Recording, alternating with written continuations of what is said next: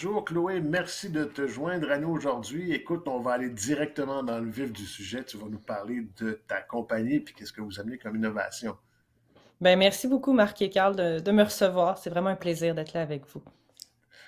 Alors, conte-nous un peu, c'est quoi exactement que vous On faites? y va. Oui, c'est ça. Donc, ben, les connecteurs, c'est un média hein, qui existe dans l'écosystème de l'innovation des technologies depuis un an déjà. Donc, on a déjà un an d'existence et c'est opéré par l'OBNL, c'est Sciences Le Lab, donc Mhm, qui a comme DG Jonathan Chodjay, mon partenaire dans cette aventure-là. Donc, mhm.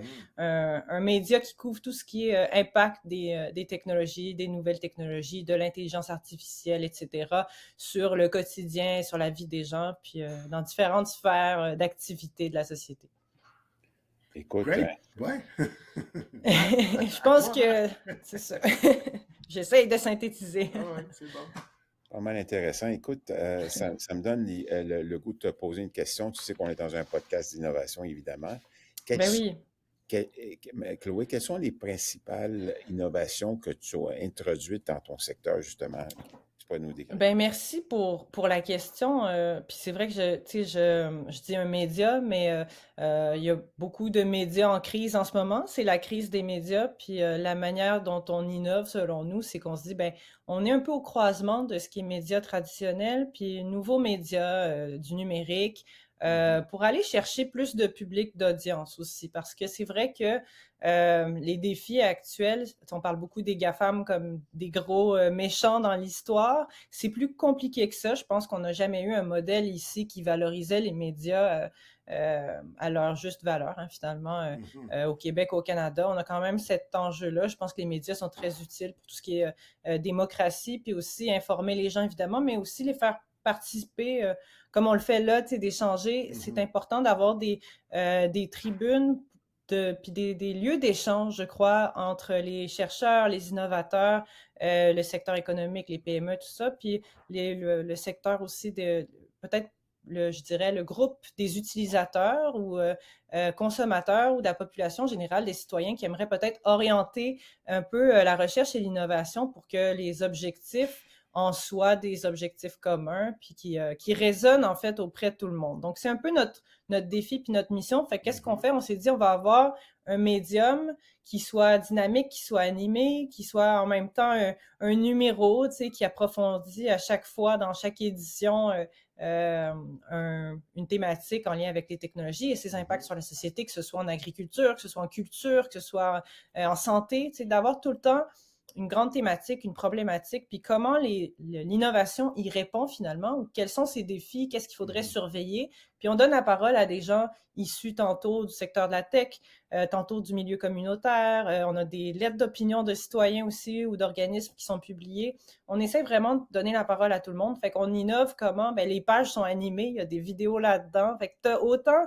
tu retrouves ton journal ou ton médium. Tu sais, moi, je viens des hebdos, fait que ça me parlait d'avoir ce genre de format-là. Puis, ben, il y a du contenu multimédia là-dedans aussi. Fait qu'on essaye d'en avoir pour tous les goûts à ce moment-là.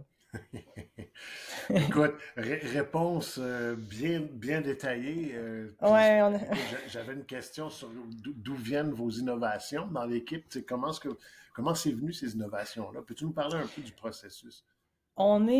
c'est sûr que le noyau de l'équipe, tu sais, on n'est pas très nombreux, mais on a quand même plusieurs pigistes qui travaillent avec nous. On a des Mhm, journalistes, on a des chroniqueurs, puis au fil des années, depuis que je suis à Sciences Le Lab, là, ça va faire quand même 3 ans là, bientôt que je suis là.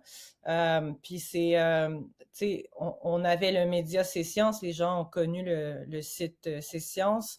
Puis là, c'est vraiment avec les connecteurs, on s'est dit, qu'est-ce qu'on fait pour avoir un rendez-vous tu sais, à défaut de vouloir juste être un quotidien qui publie la nouvelle, tu sais, mhm, la nouvelle, des fois, on n'a pas le contrôle dessus, puis quand tu vois la même nouvelle publiée par tous les médias la même journée, à un moment donné, c'est un mhm, trop-plein, puis t'es mhm, saturé. mhm. Puis on perd le contrôle du narratif aussi dans ce temps-là comme média. C'est-à-dire qu'on veut pas juste courir aux événements parce qu'ils ont lieu, puis c'est ça le calendrier Ouais. éditorial dans le milieu de la tech. Fait qu'on on entendait un peu, on prenait le pouls aussi des journalistes qui avaient des idées, puis ça cadrait Un pas petit peu à toujours. part, ouais, ouais. C'est ça, fait que c'était comme, comment on fait pour donner l'occasion à un journaliste qui a envie de faire des vox pop, qui a envie de faire des capsules, qui a envie de faire du reportage de terrain, un peu à sa sauce, un peu funky, puis en même temps, tu sais, aller chercher les grandes thématiques, les grandes questions, mais prendre le temps de les approfondir, se donner un petit 2 semaines pour sortir un dossier de reportage. Fait que ça me travaillait beaucoup, puis je prenais le pouls aussi, tu sais, du milieu, puis je voulais que tout le monde soit content là-dedans. Pour moi, c'était la meilleure formule. Puis on ne se cachera pas le fait d'être bloqué sur Facebook parce qu'on est un média reconnu. En tout cas, c'est Science, on était un média reconnu comme tel, un média d'information canadien. Donc, on était bloqué du jour au lendemain, on perdait notre accès, nos 14 000 abonnés qui nous suivaient là. Fallait innover. Fait qu'il fallait trouver un moyen d'aller chercher au moins la communauté niche qui nous suivait beaucoup dans le milieu de la tech. Puis LinkedIn, ça marche super bien sur le plan organique, sans nécessairement avoir à faire beaucoup de promotion. Fait que ça, c'était comme, OK, mettons qu'on se donne un rendez-vous là, puis qu'on fait venir des acteurs du milieu en entrevue, on a des podcasts, on les met dans nos pages du magazine, on donne la parole à tout le monde, le magazine est gratuit. Peut-être que là, on va aller chercher le monde comme ça, puis se mobiliser, puis la communauté va pouvoir partager un peu, tu sais, les savoirs, les expertises et tout ça. Fait que ça, c'était important pour nous. Puis l'autre chose qu'on a fait aussi, c'est qu'on est sur Apple News maintenant. Fait qu'on fait partie des rares médias francophones scientifiques sur Apple News. Puis là, on va très facilement chercher ce qu'on a peut-être perdu sur des plateformes de méta, tu sais. Fait que ça aide beaucoup à ce moment-là. Écoute, c'est génial. Il y a beaucoup de choses à dire là-dedans, hein, évidemment. Mais pour faire le lien avec l'innovation, Chloé, qui intéresse nos auditeurs dans le vif du sujet lequel on aborde aujourd'hui, c'est quoi le rôle justement que tu vois que l'innovation a joué pour justement la croissance de ton média, de ton entreprise médiatique? Ouais, je pense que, tu sais, c'est sûr nous, on tripe à faire ce qu'on fait que de dire que, mais, tu sais, faut pas que ce soit juste ça la raison. Ce qu'on veut apporter avec un média comme ça, puis comment on veut croître en tant que communauté aussi, c'est qu'on se dit, ben, il y a quand même un besoin en matière de littératie numérique, ça c'est certain. On le voit, il y a de l'éducation à faire. On a des chroniqueurs comme Mélissa Cancelier du Manette, qui est connue aussi pour son travail de sensibilisation. Ce qu'elle fait, elle vulgarise beaucoup, puis elle donne des clés pour notre, comment dire, tout ce qui est usage du numérique, comment faire bien attention à notre manière d'utiliser le numérique, puis peut-être aussi comment on pourrait aider les jeunes ou, tu sais, d'aller chercher les groupes. Il y a quand même beaucoup de fractures. On parle de fractures, il y en a qui préfèrent utiliser d'autres termes, mais moi, je pense qu'on peut parler de fractures numériques. Il y a des groupes qui sont à la traîne, même dans les entreprises, des inégalités beaucoup, qui font que, ben là, qui va venir un peu faire le pont, puis permettre aussi aux gens qui développent l'innovation techno, puis des solutions, de justifier un peu pourquoi ils font ça. Pourquoi on fait de la recherche? Pourquoi on fait de la tech? À quoi ça sert? C'est quoi le concret là-dedans? D'ailleurs, on va lancer, on a une émission qui s'en vient, un nouveau concept où on veut vraiment montrer que ça change la vie des gens. Fait qu'on va peut-être reprendre ça change la vie puis dire, ben, de quelle manière ça change la vie finalement, tu sais. Fait que nous, ce qu'on veut faire, c'est vraiment incarner ça. Puis la croissance va évidemment aller avec l'intérêt que les gens ont pour tous ces sujets-là, ces nouvelles innovations-là. Tu sais, l'intelligence artificielle, j'en parlais il y a pas longtemps avec quelqu'un, mais je me disais, c'est fou parce qu'il y a 2 ans, 3 ans, on ne savait pas c'était quoi un algorithme. Le commun des mortels ne le savait pas. Maintenant, tout le monde a entendu parler de ça et emploie ce terme-là au quotidien. Fait que c'est quand même, c'est intéressant, mais est-ce qu'ils savent les gens vraiment utiliser? Est-ce qu'ils savent comment utiliser Midjourney? Est-ce qu'ils savent qu'ils doivent des fois aller sur Discord pour générer des vidéos avec tel outil? Fait qu'il y a toujours cette espèce d'écart, de décalage, puis il faut venir combler ça, ce trou-là. Puis nous, c'est notre rôle un peu de dire, ben, on fait le lien, puis une fois que vous avez les clés pour comprendre, ben là, vous pouvez influencer le débat, puis orienter l'innovation dans le sens qui va être celui du bien commun, finalement. Fait que je pense qu'on va croître avec cet intérêt-là parce que de plus en plus d'experts se greffent à nous comme chroniqueurs. Ils ont envie de partager leur savoir, ils ont envie d'aller à la rencontre de la population, de vulgariser ce qu'ils font.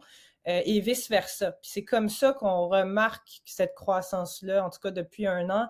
Le chemin parcouru est assez intéressant, puis on est des joueurs d'équipe, fait qu'on a d'autres médias qui travaillent aussi avec nous à cette mission-là. Je pense à des Bruno Guglielminetti qui est très team player, puis lui, ça lui a fait plaisir de m'inviter à mon carnet pour parler quand on a lancé le magazine, puis c'est tout à son honneur. Puis je pense que les médias devraient travailler comme ça aussi, parce qu'on doit faire partie de cet écosystème-là, puis aider l'innovation à bien s'en aller, je pense. Cet essor-là est important, de mon point de vue. C'est notre ligne éditoriale. Oui, ben écoute, je vois qu'on a dépassé énormément cette Je ligne-là, m'excuse, je vais faire attention. Non, mais ce qui Les est le questions fun, sont c'est... bonnes. Puis ce qui est le fun, c'est que, puis je pense que Marc va être d'accord avec moi aussi, on a vraiment fait tout le tour, puis tu as même fait ton speech d'ascenseur quand tu nous as dit qu'est-ce que vous apportiez. Fait que je pense, ce qui est intéressant dans tout ça, Marc, Chloé, c'est que c'est plus difficile pour des podcasters comme nous d'interviewer une podcaster parce que les deux côtés, on en a beaucoup à dire. Hey, merci Ah, je beaucoup d'être avoir été m'excuse. avec nous, Chloé. Non, mais C'était écoute, Ça a vraiment été fun. un grand plaisir. merci pour le partage. Merci, Merci à Chloé. vous. OK.